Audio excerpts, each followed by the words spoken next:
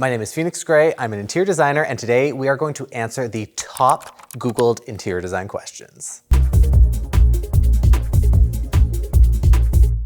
How can I make a small room larger? This is a fantastic question because there are a lot of very specific elements that you can bring into a space to make it feel bigger. Do not believe the myth that white paint makes everything look bigger, because at the end of the day, it really doesn't, and it's really hard to maintain an all white space. Paint is going to be your easiest and most affordable visual trick of the eye to make any space look larger. If you are color drenching a space, you're going to be able to create that visual connection from floor to ceiling and above that allows your space to visually look so much bigger and expansive. Yes, expansive. Furniture arrangements and paths of travel are another really great way to make a space not only effective, but feel bigger. Think about how you're moving through a space, how the layout actually works, and what is in your way and what determines the path of travel. Is there an entrance right in the middle and you have to exit through the other side? Do you have to pass in front of a TV? Is there enough room to make the space and have everything further away? Or have all the elements brought into the center of the room so the path of travel feels easy to circulate and extending the size of the room because all the elements are in the middle. Natural light and reflective surfaces are another great key point to making a room feel larger. If you have a high lacquered finish, or if you want something with a reflective finish, I always recommend putting it on the opposite wall that is parallel to an exterior wall that has windows. That is going to allow the light to shine in, reflect off the wall or a mirror, and carry it throughout the entire space. This is going to be another really easy trick if you don't want to paint. And last on the list to really allow a space to feel expansive is creating a sense of balance and symmetry. If you have elements on one side, make sure you match it on the other to create that level of harmony. That doesn't mean you have to have the exact same thing on each side, but if you have a large couch on one, make sure you balance it out on the other side with two chairs. That center of symmetry and balance in the middle of the room is going to allow it to feel more cohesive and feel larger because you're separating zones.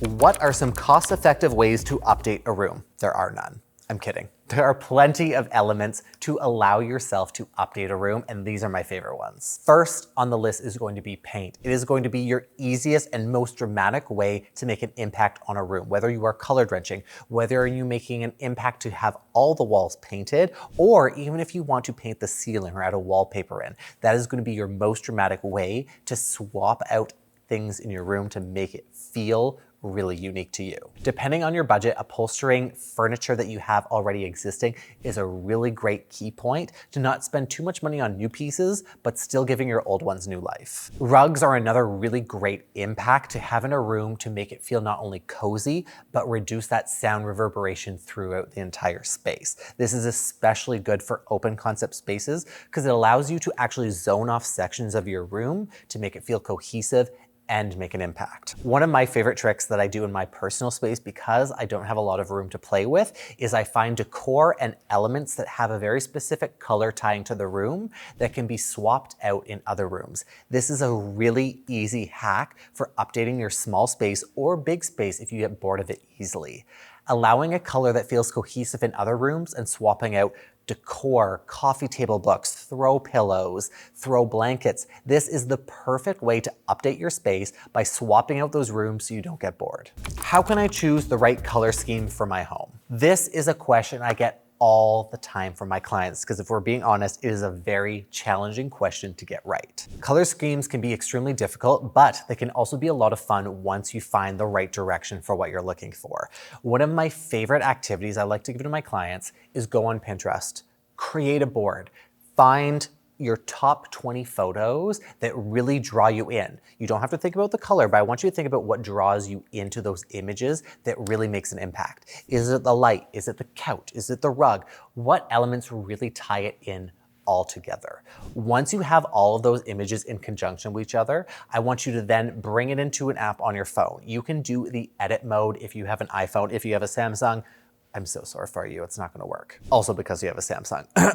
Shade. What's great about the edit feature in an iPhone app is once you go into edit mode, you can do the eyedropper to select the color. What's really great about this is that you can find 4 colors. I want you to find those 4 colors in those pictures that cover the most surface area. Sometimes it's the wall color, sometimes it's the sofa, sometimes it's the linens, sometimes it's the rug. Find those 4 colors. Once you've selected the eyedropper, make a large color on the side, a little wheel, you can do a scribble on it. Those are the 4 elements of color that allow that space to feel cohesive. What you can do with this is you can go through all of those images to find which one actually works best for you, which colors work and which feel cohesive throughout every single color palette that you've created.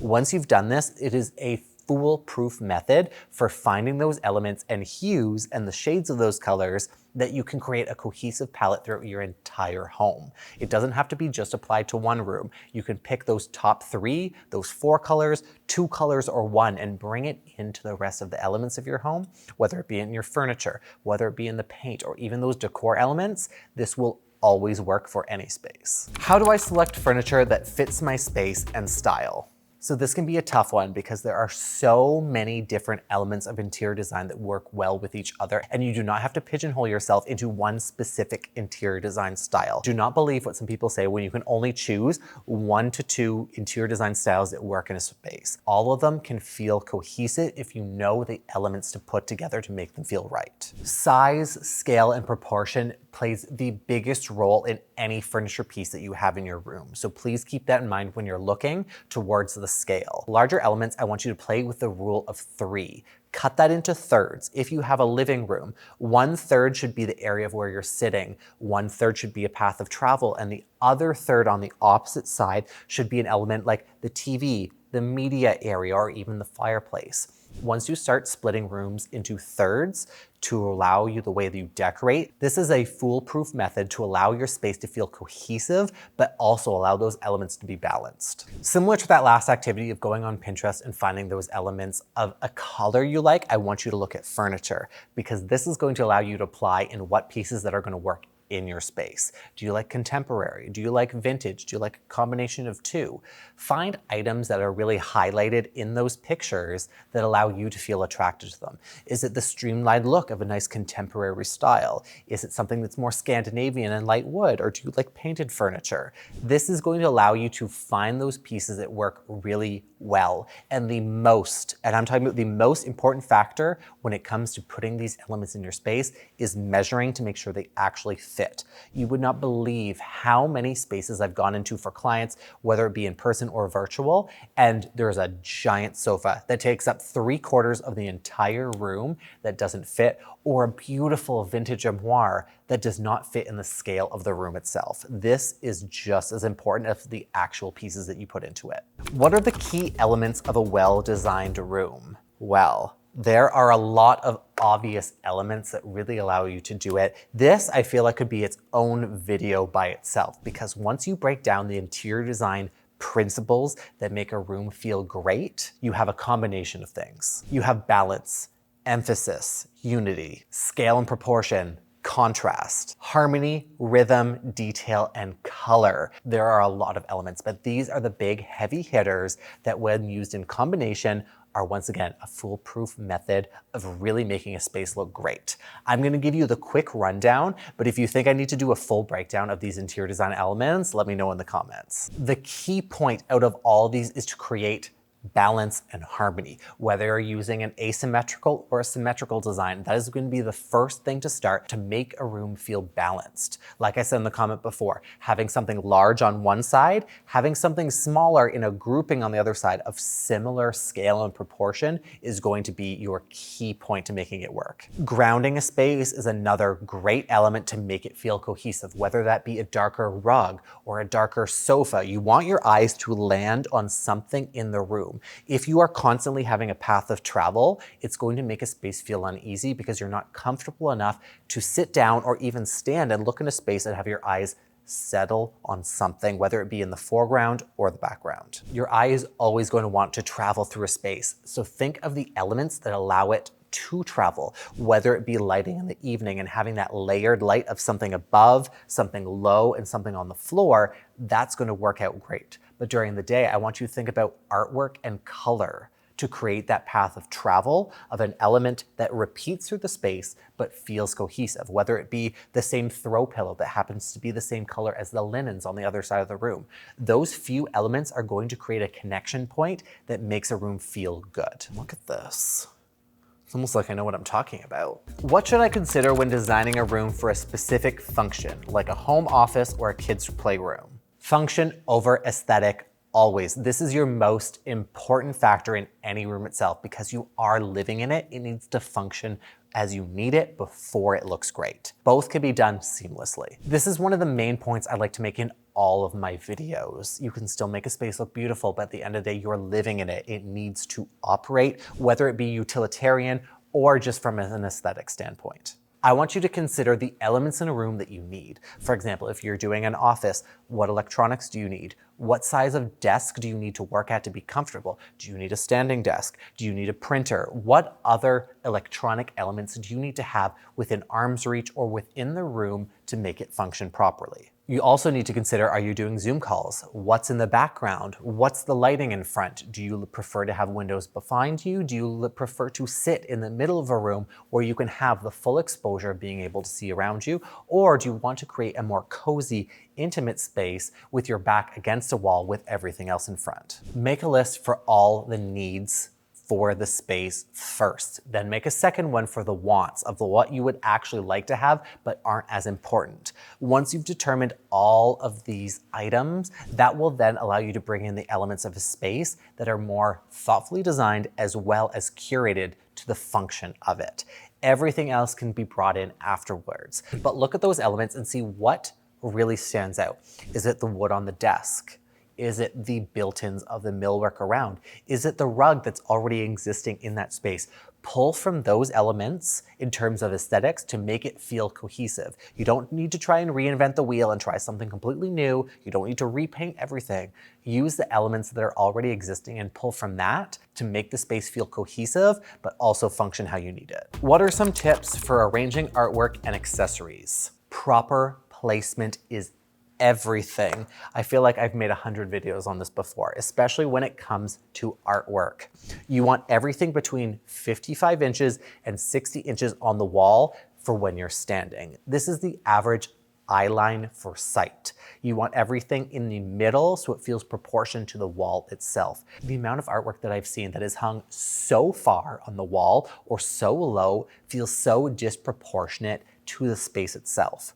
The artwork, if it's above a sofa, you should have at least 4 to 6 inches above so it feels like there's enough room and enough negative space around it. There's not enough people that talk about the negative space of a room and how it actually operates.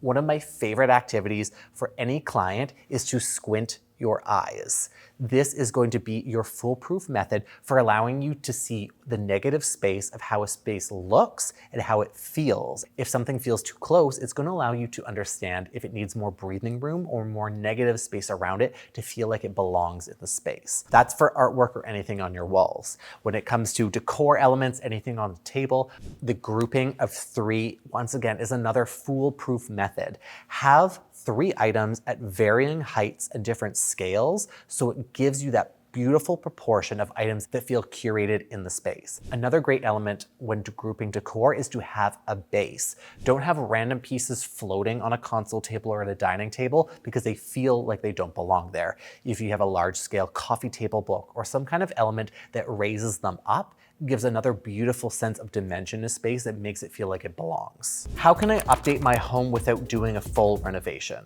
This is another great question, and it really brings attention to a lot of the other elements that I put together. There are a number of different cosmetic changes that you can bring into your home to make it feel updated. And like I said, paint is going to be your #1 option for any cosmetic changes to really create an update on a budget. Another great element that you can work on a budget on is lighting. Swapping out light fixtures. This is a really great key element that works so well. Creating that level of layered lighting in a space is always going to make it look good no matter what's in it. And another key point that I always like to tell people is splurge on those items of little luxury pieces that you operate with every single day. I'm talking about those cover light switches. We are no longer wanting to have those builder grade white panels that look really not that great. There are so many elements out there that really allow you to find pieces that curate towards your interior design style and your personal taste, whether it be matte black or brass or a satin finish. These cover plates and operational switches are elements that you touch every single day. And trust me when I say they are going to make the biggest impact because you're touching them all the time. You're going to notice. How can I watch more videos from Design Daddy? Another fantastic question. I've also noticed that a lot of you are watching my videos and not a lot of you are actually subscribed. So make sure that you subscribe to my channel and don't forget to hit that bell so you get a notification every single time I post a video so you can learn everything about your home and how to make it better just for you. You can also follow me on Instagram and TikTok at Mr. Phoenix Gray for all my daily tips and tricks. And I have a copious amount of videos on there that are always here to help you on making the right design choices for your space. This video was also super fun, and I know a lot of you have so many interior design questions, so please pop them in the comments below, and if there's good ones on there, I'm going to make a follow-up video to answer your questions. And if you're ever second guessing yourself, just ask, what would Design Daddy do? Go to my videos instead of Google. Boom.